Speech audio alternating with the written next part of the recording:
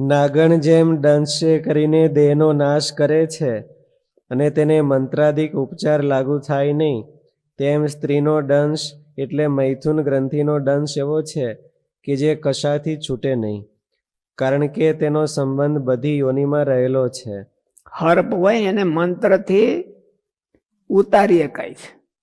નાગણી હરપ મંત્રથી ઉતરે નહીં એવું કે છે.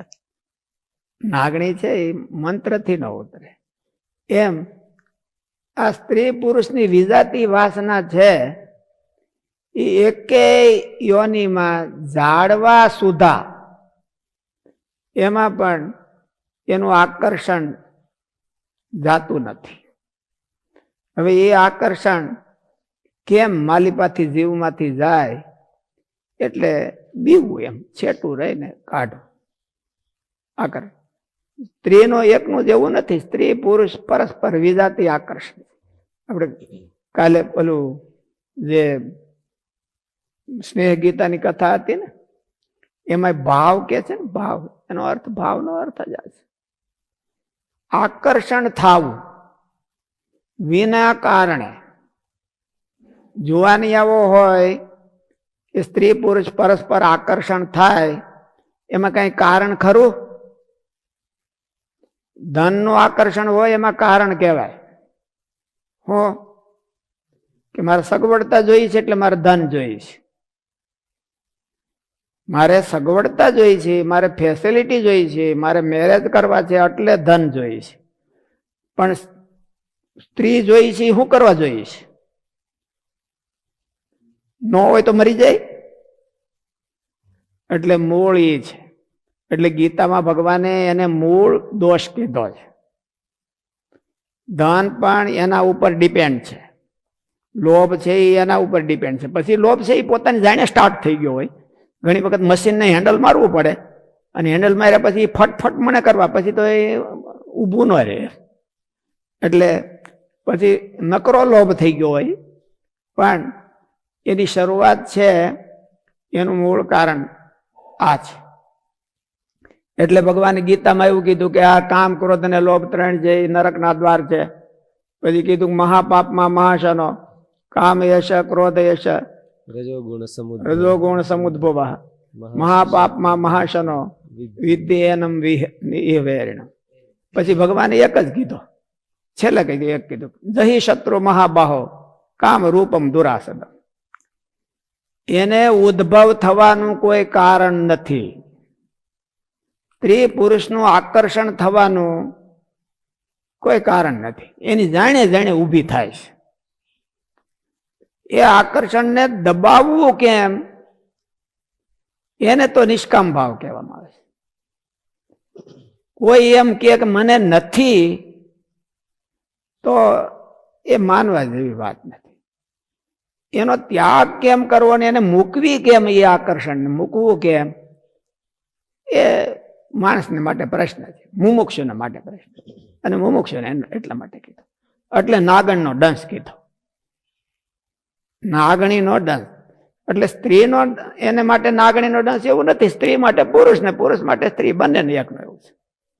કોઈ યોનિમાં એ મૂકી નથી શકાતું, એટલો બધો પ્રબળ છે. એટલે એનાથી એને મૂકવું એ બહુ કઠણ છે. અને જો મુકાય તો એને ભગવાનની દયા હોય તો જ થાય, નહીં તો ન થાય. એને ભગવાનની દયા માનવાની. મનમાં સંકલ્પ ન થતા હોય તો ભગવાનનો રાજીપો માનવાનો. અને બહુ થતા હોય વધારે તો એને પૂર્વ જન્મના પાપ માનવાનું. દાદા પાપ થઈ જાય તો વધારે થાય.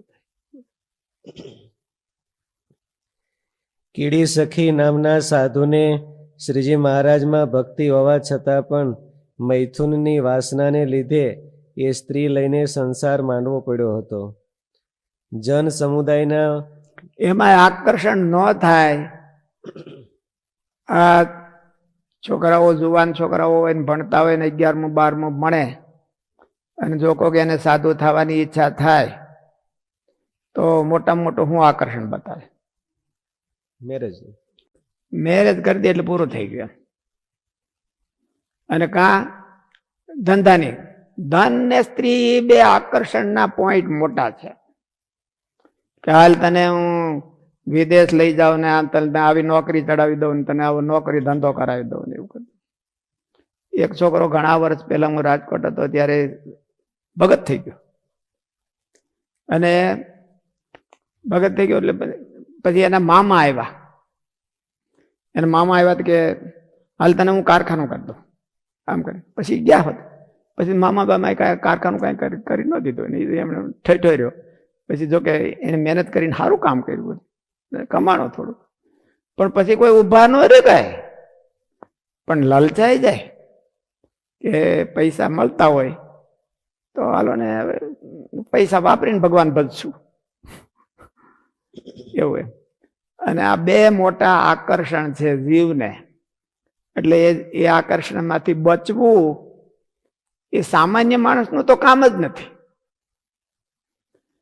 જો ભગવાનની કોકના ઉપર દયા થાય તો જ એ કરી શકે, નહીં તો ન કરી શકે. નકર પછી ત્યાગી હોય તો કાંઈ બધા એ પૈસા વાહ ગોથા જ ખાતા હોય છે.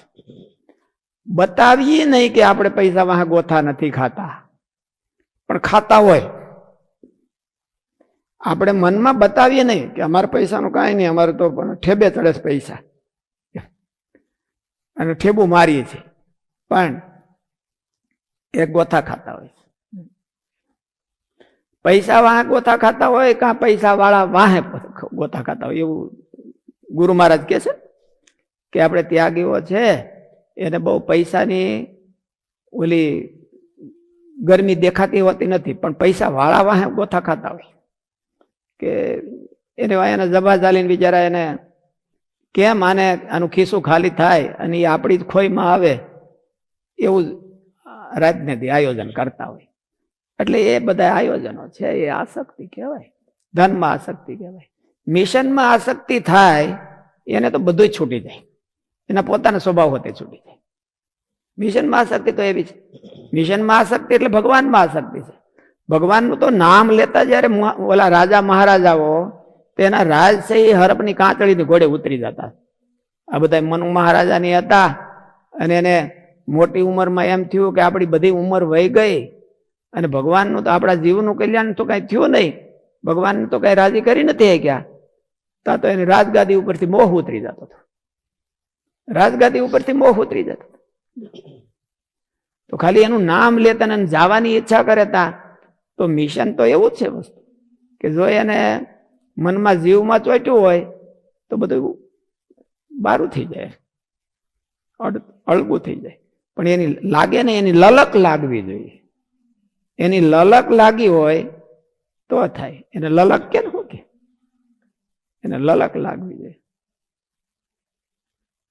જે પંચ વિષય છે તે જીવને મુક્ત થવા દેતા નથી ને બદ્ધ રાખે છે, માટે તેને જીતા વિના મુક્ત થવાય નહીં. જનસંસદી તથા સભાના ડોળમાં ભળવું નહીં એમ. માણસો બધા કરતા હોય એમ આપણે કરવું એવું ન કરવું. થોડુંક સમાજથી નોખું પડવું તો જ ભગવાન ભજાય. મોટા માણસો બધા હોય એની સલાહ લીધી બહુ પાર ન આવે. અને પુરંજનની બુદ્ધિનો ત્યાગ કરવો, ફેલાવો ન કરવો એમ એનો વિસ્તાર છે. પુરંજની એટલે સંસારમાં આસક્ત બુદ્ધિ. બુદ્ધિ તો ખરી પણ સંસારનું કેલ્ક્યુલેશન કરનારું. ભગવાન શું છે એ જ ખબર નથી, એનું કેલ્ક્યુલેશન એના બુદ્ધિમાં આવતું નથી. એટલે એવી બુદ્ધિનો ત્યાગ કરવો.